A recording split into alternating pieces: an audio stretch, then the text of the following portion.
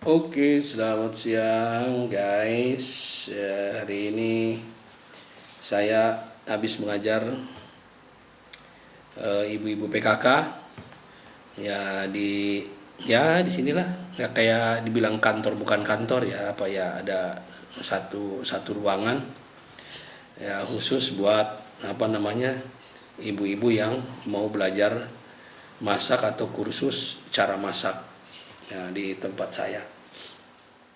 Ya, saya siapkan satu ruangan ini khusus buat ibu-ibu yang mau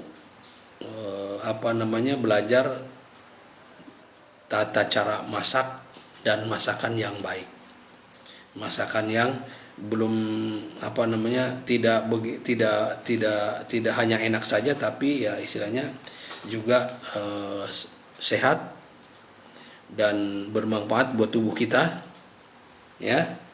Jadi banyak kategori masakan yang istilahnya masakan itu bisa saja masakannya itu enak, tapi belum tentu baik buat tubuh kita ya. Jadi bagaimana caranya kita memasak yang baik, yang enak, tapi sehat juga buat tubuh kita. Nah, satu dari bahan kita juga harus baik, dan cara metode masaknya juga harus baik ya kan, dan cara penyajiannya juga harus baik. Ada beberapa masakan kalau kita bekerja di hotel itu istilahnya ada 4 kata dalam masakan ya. Yang pertama adalah warna dalam masakan itu perlu ya, warna. Jadi warna paling utama, tapi bukan warna buatan, warna alami, warna masakan atau warna makanan yang benar-benar alami. Nah, yang kedua itu adalah aroma. Aroma dari masakan itu sendiri itu harus tercium sehingga menggugah selera orang untuk memesannya atau mengkonsumsinya, menyantapnya atau memakannya. Ya. Yang ketiga adalah penyajian yang baik, yang rapi, bersih, ada garisnya, sehingga good looking, tertarik dengan masakan kita. Yang keempat adalah rasa. Nah, rasa ini nomor 4. Orang belum tahu dia rasanya seperti apa, tapi kalau udah dari warnanya bagus, aromanya juga menggugah selera, tampilannya juga bagus, good looking. Nah, rasanya belum tahu, dia pasti orang sudah penasaran dan dia akan memesannya. Nah, itulah kunci untuk masakan kita kalau kita bekerja di sebuah restoran atau di hotel. Ya. Bahkan ibu-ibu zaman sekarang tuh kan kepo. Ya, sebelum dia istilahnya dimakan, bahkan difoto dulu, setelah dipoto baru di-share di media sosial ya. Nah itu ibu-ibu zaman sekarang ini begitu.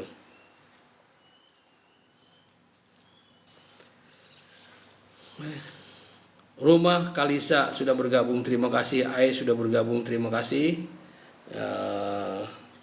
Kita membahas masalah makanan yang cepat saji, bukan siap saji ya, tapi cepat saji. Yang mana cepat saji ini itu prosesnya harus dimasak. Setelah dimasak baru disajikan, namanya cepat saji. Nah, kalau siap saji itu sama aja dengan makanan rumah Padang atau makanan Padang yang di rumah makan Padang atau di warteg-warteg atau di siap saji. Nah, kalau di warteg, di warung nasi kan itu namanya siap saji. Nah, kalau di restoran, di kafe maupun di hotel itu cepat saji. Nah, cepat saji itu yaitu diproses. Ya, kita di prepare dulu baru dimasak. Setelah dimasak baru di plating, setelah di plating baru disajikan sama waiter, dibawa sama waiter. Oke, terima kasih Jenggot sudah bergabung. Terima kasih. Rumah Kalisa sudah bergabung. Oke.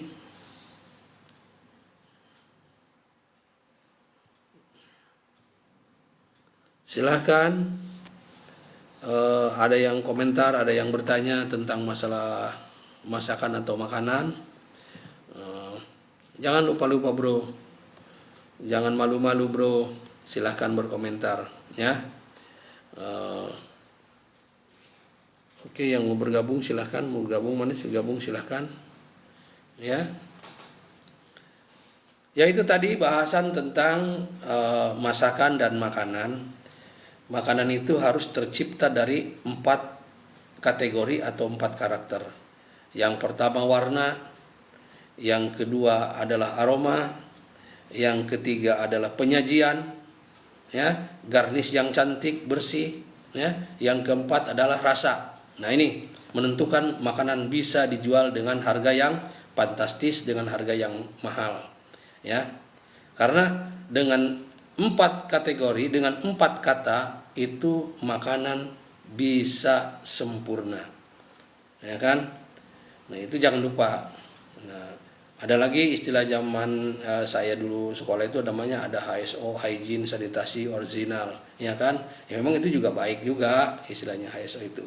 Yang penting istilahnya bersih, hygiene, ya.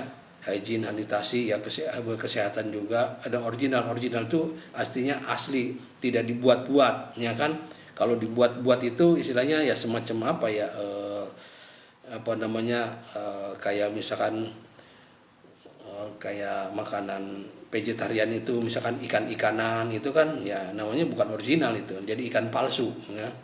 Nah itu, dan kebetulan ya alhamdulillah saya juga pernah sekolah di masakan vegetarian juga selama 2 tahun juga.